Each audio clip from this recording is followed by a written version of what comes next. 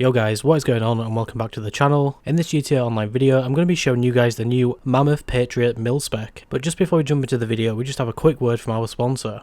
If you guys looking to buy cheap GTA Online money or modded accounts, head over to auroraresupply.com for all the best prices there is. When on the website, just head over to the GTA Online section and we can choose from any of these options. They offer a 10 out of 10 service and amazing customer support, so check them out through the link in the description.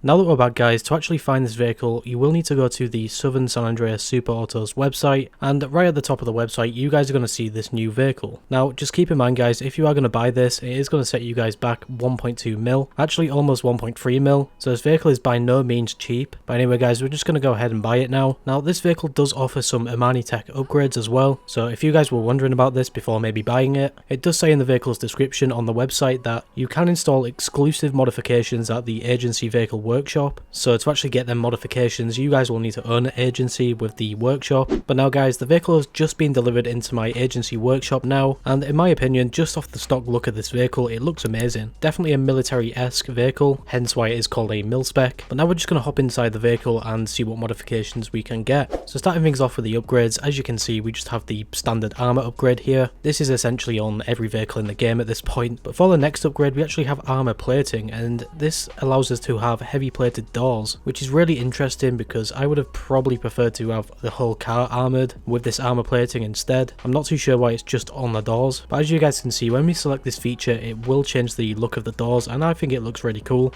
This is going to cost us 150k though, so I don't really know if that's that worth it. It's a lot of money to throw at just one upgrade. But moving on once again guys, we have some bull bars here. As you guys can see, these make the front of the vehicle look really beefy. There's quite a few different options here as well. One thing I did notice in these options was the fact that we can actually get an LED bar which comes alongside with these bull bars. Now, I'm not entirely sure if these LED bars will work in sync with the headlights. It would be really cool if they did. But now moving on to some front bumpers guys, we have some different options here as well. Personally, I'm just going to throw the last option on. I am pretty convinced that this is just all cosmetics and it doesn't affect the vehicle's performance at all. This is also going to be the same with the rear bumper as well, so if you guys are customizing this vehicle, I probably would recommend go for something that looks nice or something that you can get the most value out of. Now, we are going to be skipping ahead to the Amani Tech, mainly because all of the upgrades before this are just standard upgrades, for example a hood, and as you guys can see, just like some of the other vehicles in this new DLC, we get exactly the same options. We get the remote control unit and also the missile lock-on jammer.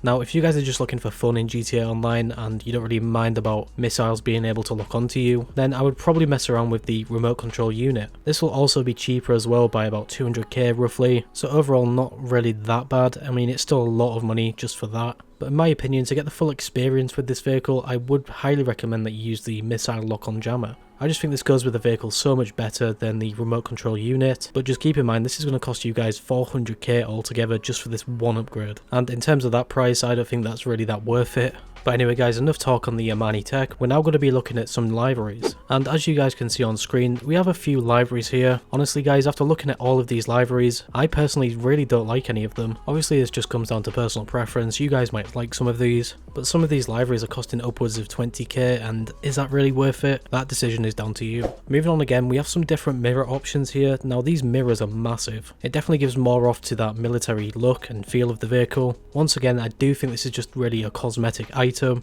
just to make the vehicle look really nice and stick to that military background. Next we have probably my personal favourite option on the vehicle, and this is the primary weapons, which is going to be the mounted machine guns. Now, if you guys decide to buy this, it will set you guys back around 300k, which once again is a lot of money just for one upgrade. But the reason I decided to put this on the vehicle was because the vehicle is quite tall, therefore the machine guns are quite high on the vehicle, and it is pretty much the perfect height to use machine guns on cars. With the machine guns at this height, you guys can inflict some devastating damage to other players in different cars. So in my opinion, I think that's worthwhile. But moving on to some roof options, as you guys can see, we have the LED option here again. I really like this LED option. I haven't really seen it that much on other vehicles. I do believe it has been on some vehicles though. But after this, we also have some sidestep options. I like this option as well. Once again, it sticks to that military background and also makes the vehicle stand out a lot more. But after this option guys, we have some truck bed options. Now this is quite unique in my opinion. I haven't really seen many vehicles with this option, and as you guys can see in the gameplay, we can actually hide the back of the vehicle like this or have it more exposed. Now, I don't really think that you guys can have players in the back of this vehicle just sitting down, so for that reason alone, I'm just going to have this covered. Everything after this upgrade is pretty much standard.